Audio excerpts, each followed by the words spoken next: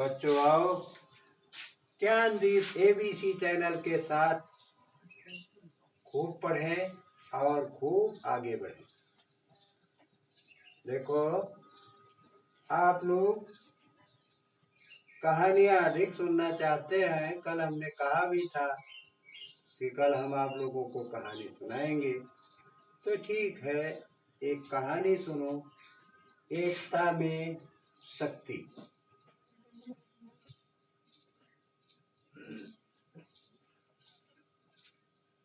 किसी जंगल में एक उन्मत्त हाथी रहता था। उन्मत्त जानते हो किसे कहते हैं? पागल, जिद्दी हाथी रहता था। और उसी जंगल में एक पेड़ पर किसी गौरैया ने अपना घोंसला बनाया था।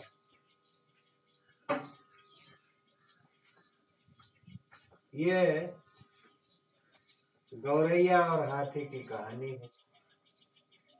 जिस समय वह सुबह निकलता, हाथी अपने उन्माद में भरा हुआ वह जंगल के तमाम छोटे वृक्षों, टहनियों और तमाम छोटे छोटे पौधों को उखाड़ फेंकता और कुछ उसमें से नई कोपने होती उन्हें खा भी लेता था। उसका काम केवल जंगल को उजाड़ना ही था।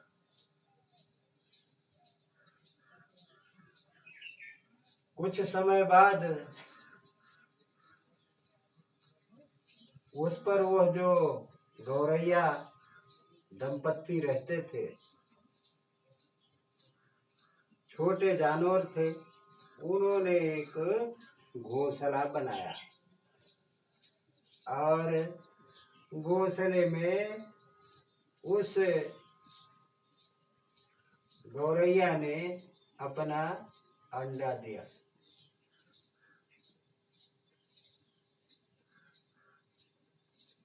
उसे उस उन्मत्त हाथी का डर तो सताया ही करता था, लेकिन उसके पास मजबूरी थी, वो करती ही क्या।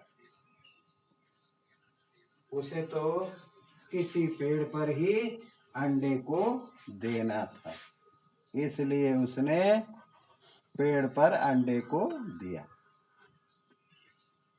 और वह अंडा जो था वह किसी टहनी के और छोटे छोटे डालियों के बीच में रखा गया था। छुपा कर कितना भी रखा था, लेकिन वह उन्मत्त हाथी जब उसमें अंडों में बच्चे निकलने को हुए तो उसने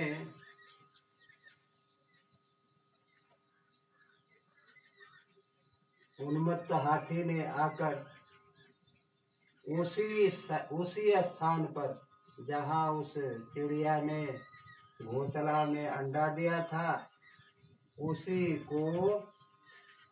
पेड़ को उजाड़ना शुरू कर दिया।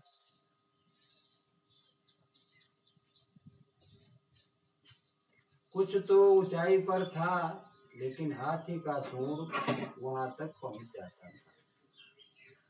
उसने वह भी डाली तोड़ डाली और उसका घोंसला नीचे गिर गया। उसी समय हाथी चिघाड़े मारता हुआ जंगल के किसी दूसरे किनारे में चला गया और वह छोटी चिड़िया विलाप करने लगी। हाथी बड़ा जानवर था, उससे वो लड़ नहीं सकती थी। लेकिन उसका विलाप करना स्वाभाविक था, क्योंकि उसके अंडे जमीन पर गिरकर नष्ट हो गए थे। उसके जैसे हमारे तुम्हारे मित्र होते हैं, उसी तरह से पशु पक्षियों में भी मित्रता होती। उसके एक मित्र थी जिसका आप लोग जानते होंगे, जो पौधों बड़े बड़े पेड़ों पर बैठ करके अपने नुकीले टोंट से खट खट खट खट करती है और उसमें छेद कर देती। उसे हम कठफोड़वा कहते हैं। उसकी एक दोस्त थी कठफोड़वा, वह आई, उसने उसका हाल पूछा और विलाप करने का कारण पूछा।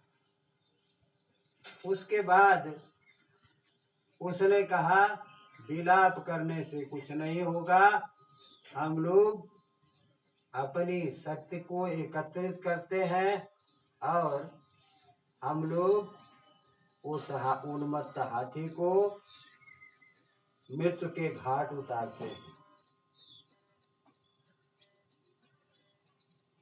तो उस कठफोड़वा पक्षी ने उससे कहा, गौरैया से, कि हम अपने छोटे छोटे मित्रों को इकट्ठा करते हैं। सर्वप्रथम उसका मित्र था भंवरा, उसके पास गई। भंवरे ने उसकी कहानी को सुना और वह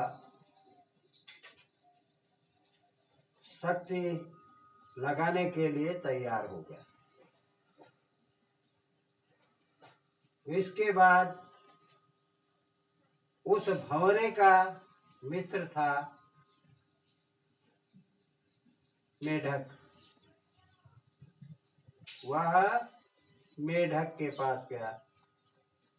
मेढक ने जल के अंदर जाकर अपने मित्रों से, अपने स्वजातीय मित्रों से सहायता लेकर के, सलाह मशविरा लेकर के उसने कहा, ठीक। तो भंवरा, कठफोड़वी, भंवरा और मेढक, ये तीनों इकट्ठा हुए। एक दिन वह उन्मत्त हाथी पौधों को रौंद रहा था कि भंवरा आया। भंवरा उसके कान के बगल आसपास अपनी मधुर आवाज सुनाने लगा और हाथी मतवाला हो गया, मस्त हो गया। तभी उसको मस्ती में जानकर कठफोड़वी ने आकर अपने नुकीले टोंट के द्वारा उसकी दोनों आंखों को फोड़ दिया। अब काफी दिन के बाद जब उसे प्यास लगी, एक दिन दो दिन के बाद हाथी को, तो वह आंख तो थी नहीं, पानी की तलाश में इधर उधर घूमता रहा। लेकिन एक दिन एक गड्ढे में, जो बहुत ही गड्ढा था, उस गड्ढे में तमाम मेढक इकट्ठा हुए और टर टर की आवाज लगाने लगे, टर्राने लगे। हाथी ने सोचा कि मेढक जल के पास ही रहते हैं, वहां जल का भंडार होगा। वह हाथी उस